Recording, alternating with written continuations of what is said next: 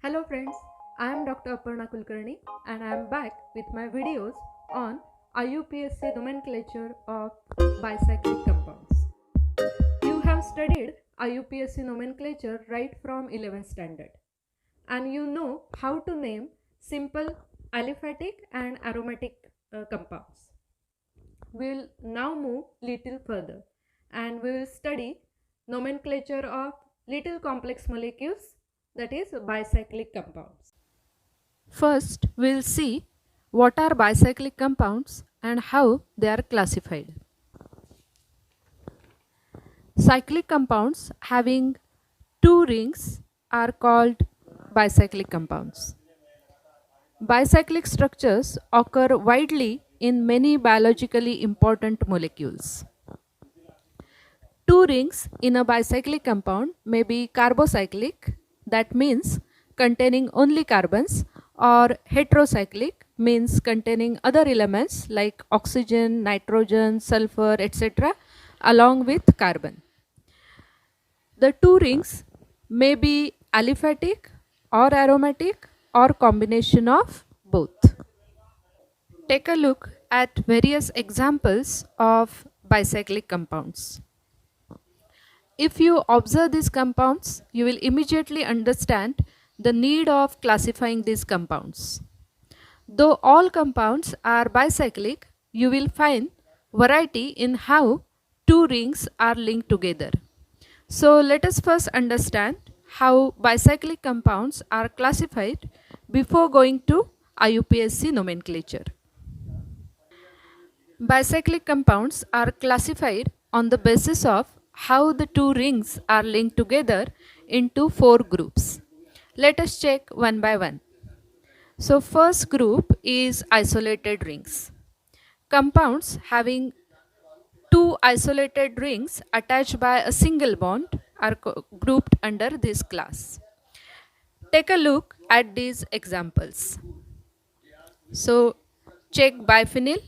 In biphenyl, two aromatic rings are attached by single bond. Same is the case with other two examples, cyclohexyl benzene and cyclohexyl cyclohexane. So in each case, two rings are attached by single bond. Second group is spiro compounds. Bicyclic compounds with one carbon atom common between two rings are called as spiro compounds. Here some examples are given.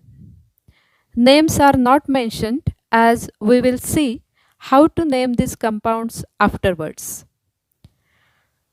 Look at these structures and you will understand that in each case only one carbon is common to both rings.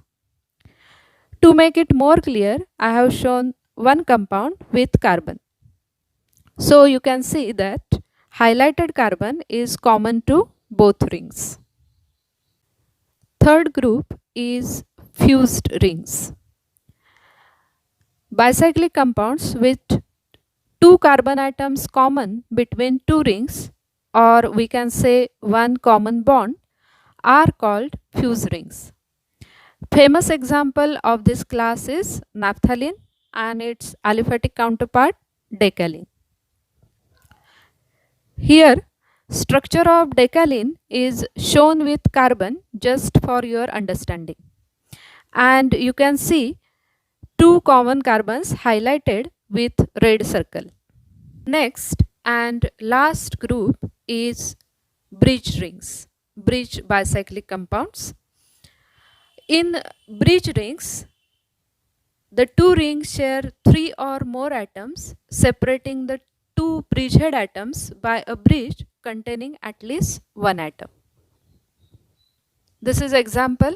Again, I have not mentioned name here as we will be studying how to name such compounds afterwards. Okay. Now, for your understanding, here I have presented structure of norbornene with only bonds and structure with carbon as well. Now, these are the bridgehead carbons, means starting point of a bridge, and you can see a bridge containing one atom like this. These three carbons are common to both rings, that is left ring as well as right ring. So norbornene is bridged bicyclic compound. A quick comparison between four groups. In isolated rings, there is no carbon atom common to both rings. In spiro compounds, one carbon is common to both rings.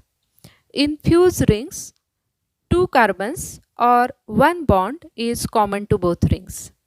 And in bridge rings, there are three or more than three carbons common to both rings.